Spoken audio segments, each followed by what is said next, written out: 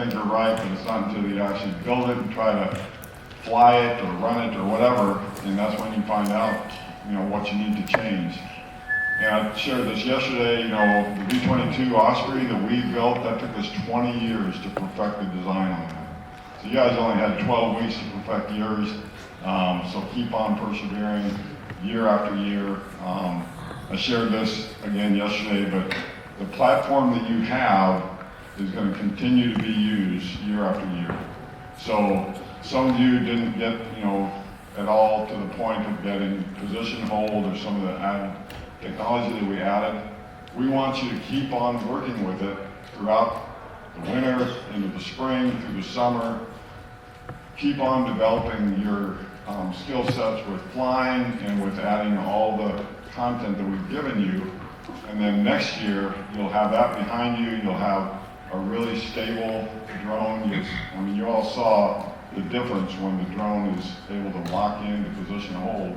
We want to get everybody to that level, so next year, the challenge that you'll take on will be much easier because your drone is rock solid. So just keep that in mind. We want this to be a year-round challenge that you do as part of your STEM teaching.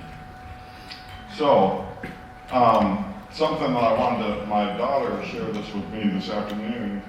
She saw it last night, and I thought, this is really relevant for what we're trying to have you all experience. This was something that was posted, if I can read it, from a guy named Ben Chichi, I think. And he said, I got a 2.4 GPA my first semester in college. I thought maybe I wasn't cut out for engineering. Today I've landed 2 spacecraft on Mars, and I'm now designing one for the moon. Yes. STEM is hard for everyone. Grades ultimately aren't what matter. Curiosity and perseverance is what matters. And that's...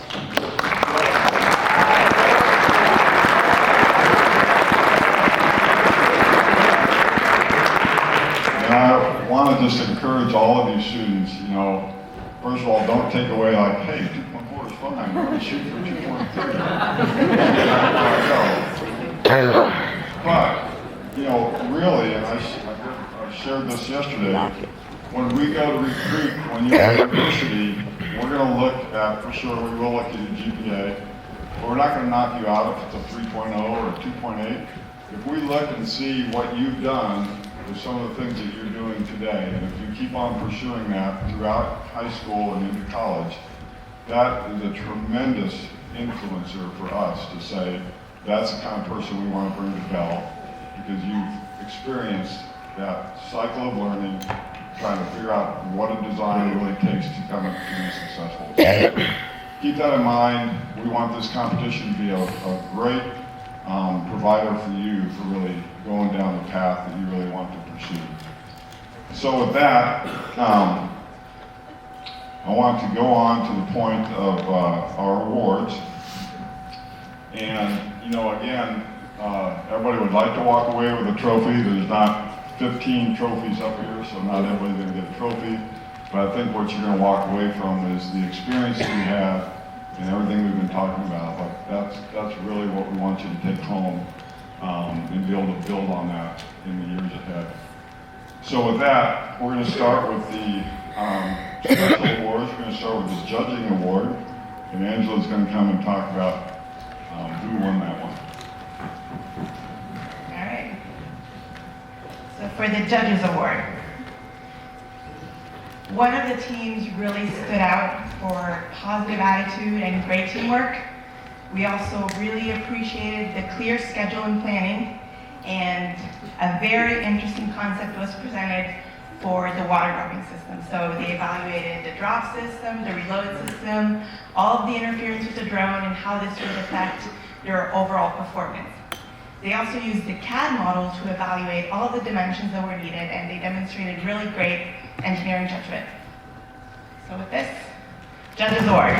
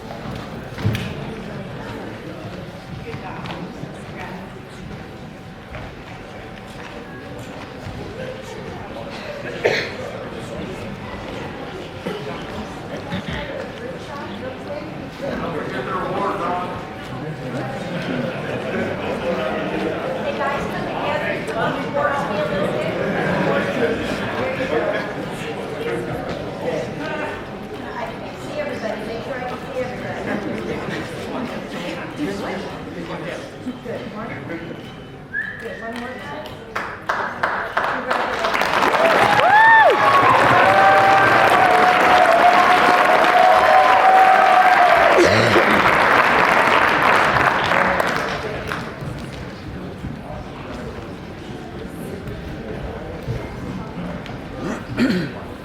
Okay, the next one is for an exemplary award, and Jeremiah is kind of right in the middle of that with interfacing with you all throughout the day, so Jeremiah's going to share.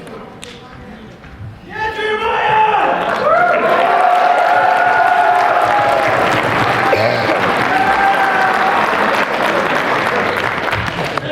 For the exemplary award, especially in a high-stress, competitive UAV and robotics competition like this one is, you know, we're really looking for sustained passion, supportiveness, and team camaraderie throughout the day. You know, this is something that is really a reflection of all these teams here today, and there's a hard one for me, but I would say that there was one that stood out in this regard, and in addition, really showed marked improvement from their first match to their fourth match, and really stuck together as a competitive team, and despite, you know, some of the difficulties that they faced. So, without further ado,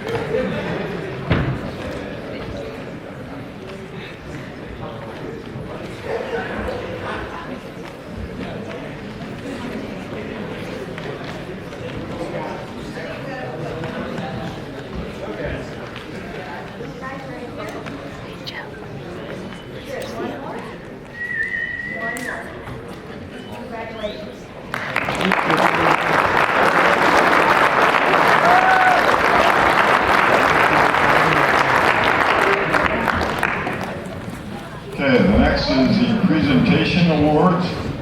That's just one, and Francis Gordon's going to talk about it. Thank you. So we've discovered, those of us who work as professional engineers, that it's the key to being a successful engineer is having good communication skills. You've got to be able to speak and write and present your ideas to an audience successfully. And the opportunity to do that is not an accident that that's a part of this competition, and it carries a whole bunch of points, because that is very critical to where you're going to be going forward. You've got to be able to not just have good ideas, but you explain those good ideas and teach them to other people.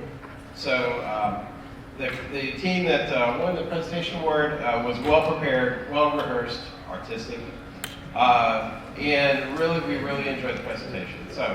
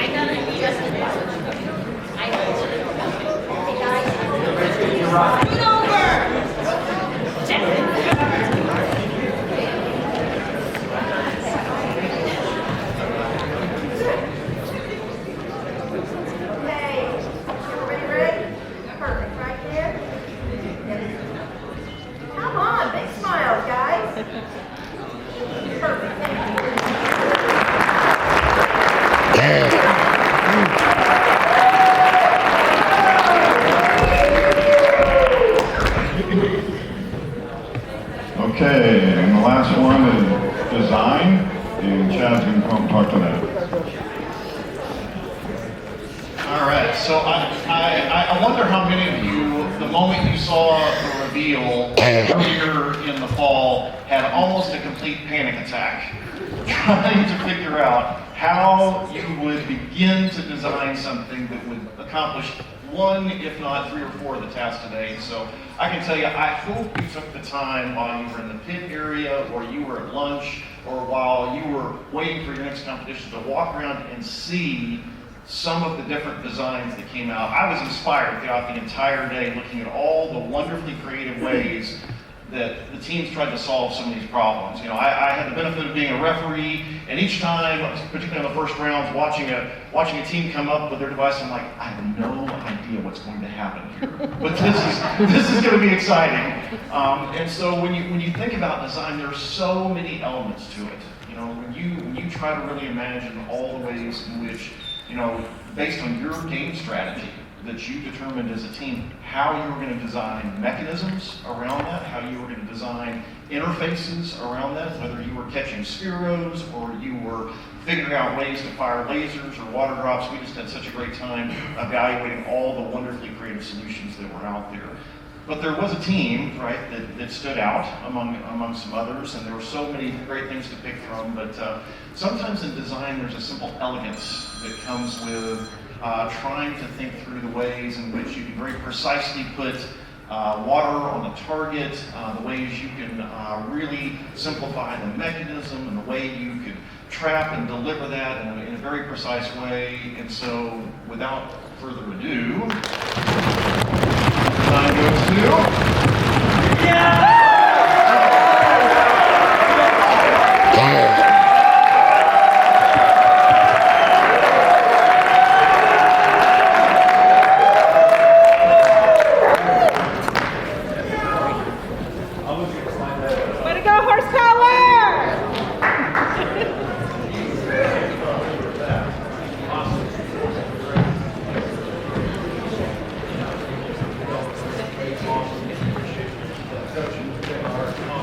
Hand that work to your tag.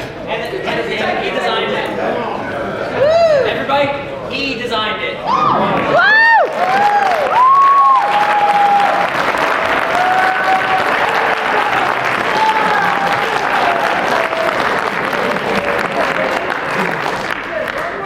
on, show me enthusiasm.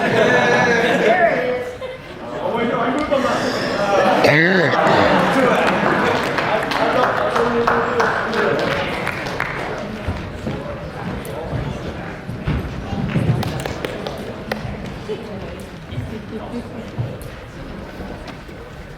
Okay, so before we talk about first, second, third, or third, second, first, just want to remind everybody there is a championship event, December 3rd. It's going to be a really awesome venue. It's our Flight Research Center. It's going to be inside the hangar. The V-280 aircraft is going to be on display inside there. So everyone is welcome to come, even if you're not one of the first place winners. We'd love to have you come and watch that. It's going to be an epic event to see the top teams competing. Also, I think everybody knows this, but if you've been on the website, anyone that wants to get on the waiting list, you can register on robotevents.com.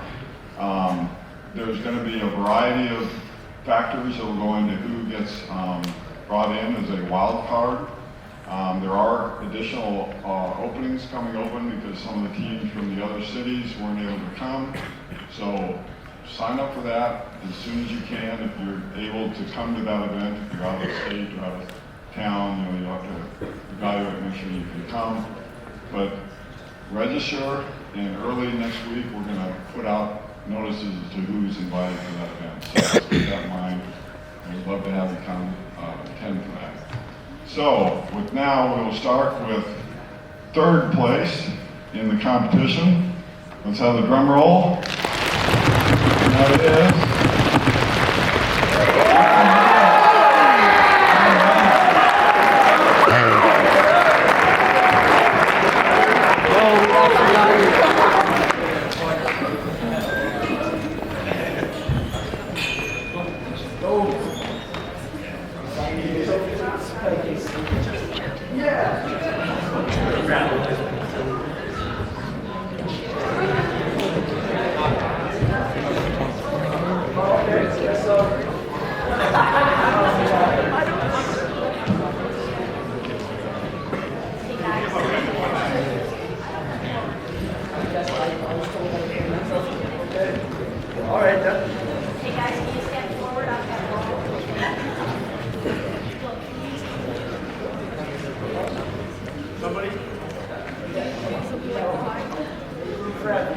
Yeah, I can't see the gentleman right in the back.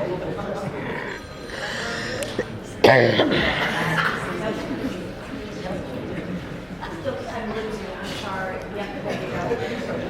Right here, guys. 1, 2, 3. Oh, you did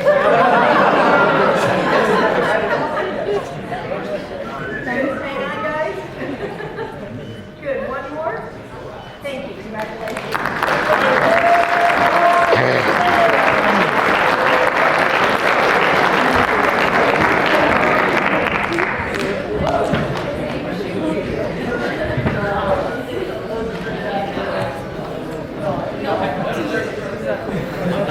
No, it wasn't. Yeah, it was because of that question. Okay, for second place, let's give her a drum roll.